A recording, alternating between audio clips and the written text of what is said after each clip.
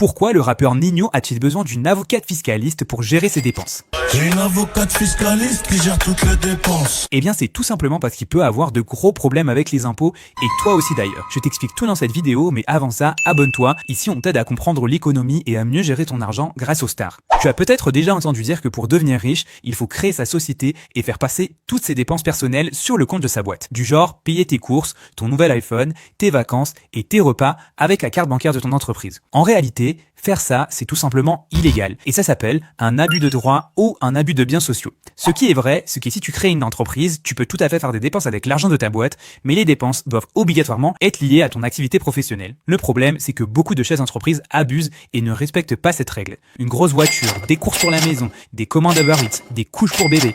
Ils font passer tout et n'importe quoi sur le compte de leur entreprise. Et ça, pour l'administration fiscale, c'est non.